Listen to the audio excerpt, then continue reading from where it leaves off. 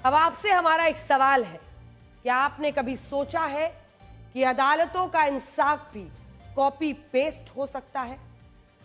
सोचिए, किसी मामले पर महीनों तक सुनवाई, लाखों रुपए वकीलों पर खर्च हो, बड़ी बड़ी दलीलें हो, जब फैसले की बात आए तो जज साहब पुराने किसी फैसले को कॉपी करके पेस्ट कर दें तो क्या होगा?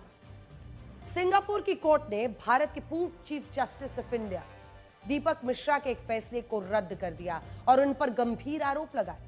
सिंगापुर के सुप्रीम कोर्ट ने कहा कि पूर्व चीफ जस्टिस ऑफ इंडिया दीपक मिश्रा ने अपने एक 451 पन्नों के फैसले में 212 पन्ने, माफ कीजिएगा, 212 पन्ने, 451 में से 212 पन्ने पिछले फैसलों से कॉपी पेस्ट किए थे। यानी उनका 47% फैसला, 47% फैसला पुराने फैसलों को कॉपी करके लिखा गया था। यह पूरा मामला भारत में एक प्रोजेक्ट से जुड़ी 3 कंपनियों से संबंधित है, जिसमें वर्ष 2017 में भारत सरकार ने न्यूनतम वेतन में वृद्धि की थी, जिसका इन कंपनियों ने विरोध किया था। जब कोई स्थायी समाधान नहीं निकला तो इसके लिए 3 सदस्यों का ट्रिब्यूनल बनाया गया, जिसकी अध्यक्षता यही साहब कर रहे थे, पूर्व चीफ जस्टिस ऑफ इंडिया दीपक मिश्रा।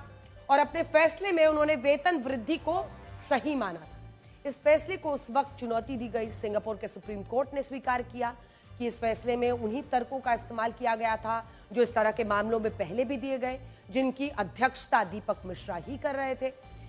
यानी इस मामले में लगभग आधा फैसला पहले के 2 फैसलों का कॉपी पेस्ट था। इसीलिए सिंगापुर के सुप्रीम कोर्ट ने यह फैसला पूरी तरह से खारिज कर दिया। सुप्रीम कोर्ट ने यह भी कहा कि एक जैसे मामलों में एक जैसा फैसला देना गलत नहीं है, लेकिन इन मामलों में तथ्य अलग थे, इसलिए यह कॉपी पेस्ट फैसला गलत है। अभी तक फिल्मों में कहा जाता था कि कानून अंधा होता है, लेकिन अब लग रहा है कि इंसाफ भी कॉपी पेस्ट हो सकता है। कोई भी घटना या विवाद एक जैसा भले हो सकता है, लेकिन हर घटना के तथ्य अलग होते हैं। ऐसे में अगर अदालतें इस तरह से कॉपी पेस्ट फैसले सुनाने लगी तो इंसाफ